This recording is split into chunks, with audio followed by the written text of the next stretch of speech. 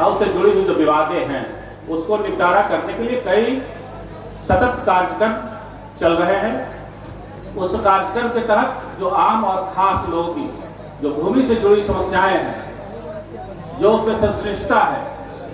जो आम जनों की जो डे टू डे अफेयर्स में प्रॉब्लम्स आते हैं, चाहे उनका एक कोई राजस्व संबंधी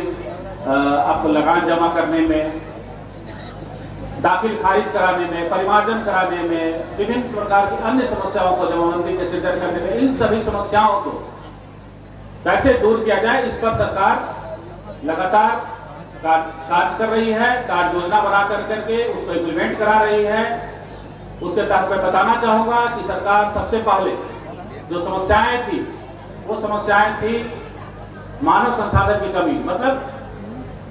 प्रत्येक अंचल में या राजस्व कार्यालयों में कर्मियों की कमी थी, संबंधित लिपिकों की कमी थी, अमीन की कमी थी, राजस्व कर्मचारियों की कमी थी। उन संसाधनों को, मानव संसाधनों को सरकार ने बढ़ाने का काम किया है और आज आप देख रहे होंगे कि हर एक अंचल में और हर एक राजस्व कार्यालय में पर्याप्त संख्या में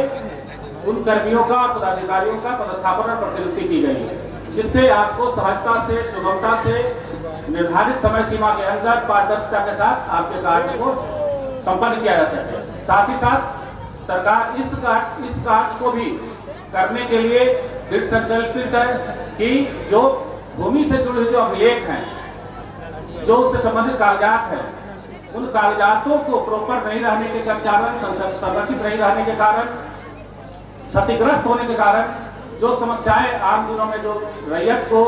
आम जनों को जो झेलना पड़ता है, उसको दूर करने के लिए सरकार ने डिजिटाइजेशन या ऑनलाइन माध्यम से सारे कामों को करने का निर्णय लिया है। इसके तहत ही आप देख रहे होंगे कि बहुत सारे काम आप अपने मोबाइल से ही कर लेते हैं, लैपटॉप से कर लेते हैं, कंप्यूटर से कर लेते हैं। कोई आवेदन देना है दाखिल खारिज का, म्यूटेशंस का, वो आप सीधा ऑनलाइन करना पड़ता है, अंचल जाने की जरूरत नहीं पड़ती है। आरटीपी से संबंधित बहुत सारे काम में आपको जाने की जरूरत नहीं पड़ती है और ये सतत प्रक्रिया है जो आगे बढ़ता जा रहा है और आगे आने वाले समय में और बेहतर तरीके से इस कार्य को आप कर पाएंगे। अभी भी कर रहे हैं, लेकिन उसमें और अगला स्टेज पर और बेहतर तरीके से हम लोग करेंगे। इस कार्य करने के लिए ही प्रत्येक अंचल में एक आधुनिक अभिलेखागार का भी निर्माण कराया गया है, जहां ऐसे ऑनलाइन डिजिटाइजेशन किए जाने के संसाधनों को भी मुहैया कराया गया है, उपलब्ध कराया गया है, जहां अभिलेख संरक्षित और सुरक्षित कराएंगे, ऐसी व्यवस्था की गई है। साथ ही साथ सरकार लगातार आपके जो समस्याओं है, उन समस्याओं को निपटारा करने के लिए कुछ न कुछ प्लेटफॉर्म्स आपको उपलब्ध कराते रहे समय समय पर। जैसे आप जन शिकायत के माध्यम से आप अपने आवेदन को देते हैं, उसको भी तत्परता से उसको निष्पादन करने की कार्रवाई की जाती है।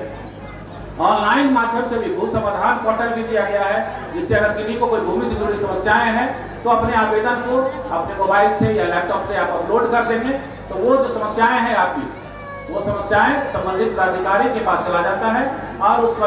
निष्पादन निर्धारित अवधि में जो विधिपूर्ण तरीके से आपको किया जाता है और उसको आप ट्रैक भी कर सकते हैं। तो आपकी सूचना भी मिलेगी कि इस जो आवेदन आया था वो किस स्टेज में, क्योंकि पब्लिक पोर्टल पे वो रहता है, पब्लिक डोमेन में रहता है, कभी भी कोई आदमी उसका स्टेज को देख सकते हैं।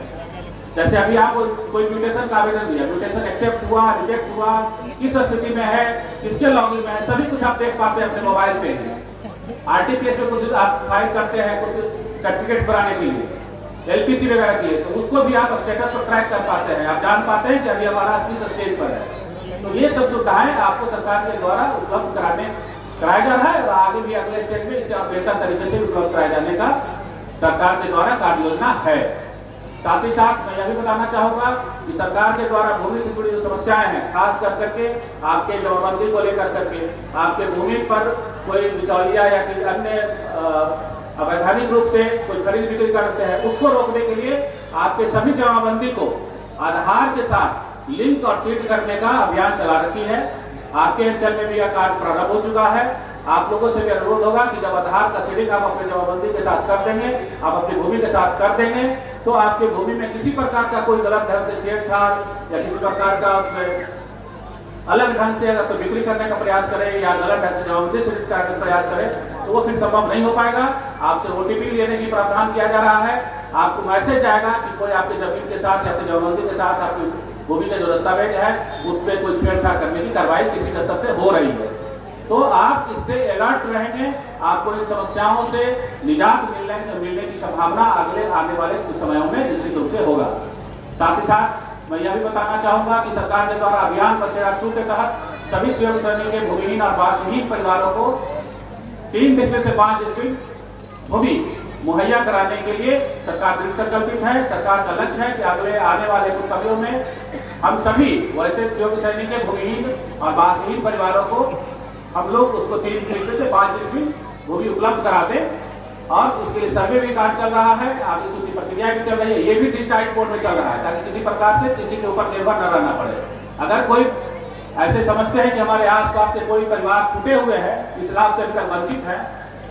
और सर्वे में भी नाम किसी कारण से नहीं जुड़ पाया है, तो आप लोगों से अनुरोध होगा कि उसकी जानकारी सूचना अपने अंचल कार्यालय, अनुमंडल कार्यालय, जिला कार्यालय, जिस स्तर से भी आप है आप उसको देंगे तो हम लोग निश्चित रूप से उसका जांच उपरांत उस पर जो आच्छादन करने की जो कार्रवाई है वो की जाएगी।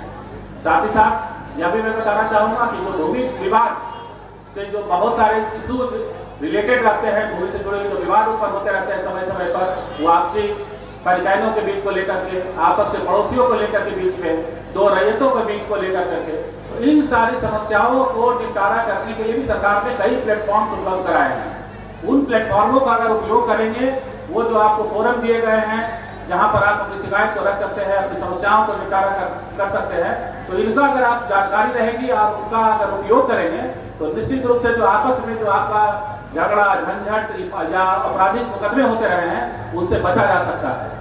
तो ये कौन कौन सा प्लेटफॉर्म है उसको मैं संक्षिप्त रूप में बताना चाहूंगा कि सबसे पहले अगर रैयती भूमि से जुड़े हुए कोई मामले हैं तो उनके निपटारे के लिए आप निश्चित रूप से डीसी लाल साहब के कोर्ट में जाएंगे, जो अनुमंडल में बैठते हैं, उनके न्यायालय में अगर आप आवेदन देंगे तो निश्चित रूप से वो दोनों पक्ष को सुन करके समस्याओं का आपका निपटारा करने का प्रयास करेंगे। उससे अगर मान लीजिए कि संतुष्ट रहते हैं तो फिर कमिश्नर साहब होते हैं, जो पटना प्रमंडल के कमिश्नर साहब हैं, उनके पास उसकी अपील होती है। उसी तरह से अगर जमाबंदी को लेकर के किसी प्रकार का शिकायत है, जमाबंदी को रद्द करने का आपको जरूरत महसूस हो रहा है, लग रहा है कि कोई गलत ढंग से हमारी जमाबंदी बहुत पहले से खुलवा रखा है, तो उसको आप अपर संभागता जो जिला में बैठते हैं उनके न्यायालय में भी आप आवेदन दायर करेंगे। तो फिर उसी प्रक्रिया को अपनाते हुए दोनों पक्ष को सुनकर कागजातों को जांच पड़ताल करके फिर उसमें भी एक निर्णय आदेश दिया जाता है, जिससे आपकी समस्याओं का निपटारा हो जाता है। साथ ही साथ भूमि विवाद के निपटारा के लिए प्रत्येक शनिवार को प्रत्येक थाना में अंचल अधिकारी और थाना अध्यक्ष के साथ भूमि विवाद के निपटारे से संबंधित बैठक होती है। उस बैठक में भी आपकी समस्याओं का निपटारा करने का प्रयास किया जाता है। जो समस्याएं थाना स्तर पर और अंचल स्तर पर निपटारा नहीं हो सकता है उसको आपको बताया जाता है कि वो किस स्तर से आपका निपटारा किया जाना है। साथ ही साथ अगर वहां से संतुष्ट हैं कि भाई अंचल स्तर पर या थाना स्तर पर हमारी कार्रवाई उस लेवल का नहीं हुआ जो हम अपेक्षित थी, तो आप प्रत्येक बुधवार को अनुमंडल पदाधिकारी और अनुमंडल पुलिस पदाधिकारी के द्वारा जो भूमि विवाद पर बैठक की जाती है वहां भी आप अपनी बातों को रख सकते हैं। और महीने में एक बार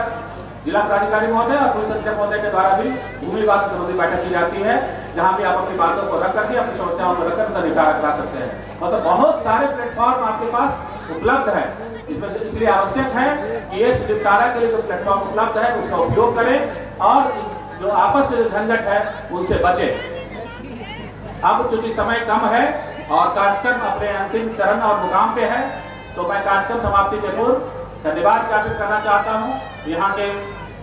प्रखंड के सम्मानित प्रमुख